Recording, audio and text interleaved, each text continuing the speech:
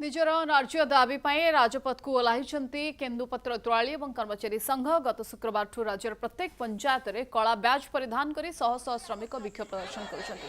केरी प्रति दर वृद्धि, सीजनाल कर्मचारी मजूरी संशोधन, बंधई श्रमिकों उपयुक्त पारिश्रमिक भली 17 दफा दाबी नहीं यह आंदोलन तेजिबारे लगी। संघ सभापति विजय कुमार महांती नेतृत्व में संबलपुर कुचिंडा उपखंड में आज व्यापक विक्षोभ देखा मिली। डिमरीमुंडा और तेली तिलैमाल पंचायत रे कर्मचारी माने एकाठी होई मुख्यमंत्री उद्देश्य रे पंचायत निर्वाही अधिकारी को दाबी पत्र प्रदान करछन्ति। बारंबार गुहारी सत्वे सरकार शुणु नथुबारु राज्य रे केन्दुपत्र तोलाली कर्मचारी संघ पक्षरु धारणा दिछि।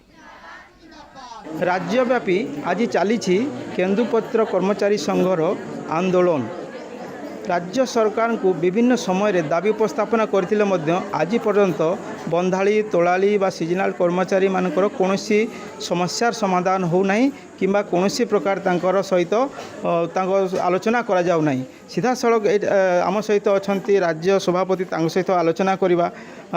वर्तमान तिलेमाल पंचायत रे तांकर प्रतिवाद सभा चली कौन कहे सर आज पर्यंत सरकार निरवदष्टा साजुंट भुआ बुलाई चलुंट आज पर्यंत मे मास 2 तारिख है केन्दुपत्र संग्रह सीजन आ 15-20 दिन भितर सरीज किंतु वर्तमान पर्यंत केन्दुपत्र केरी प्रति दर जोटा तोलाली माने केन्दुपत्र संग्रह करती एवं गोटे वर्ष 2-3 मासर खर्च ताकर जीवन जीविका निर्वाह करती से दर आज पर्यंत निर्धारित है ना, दर घोषणा करागला ना।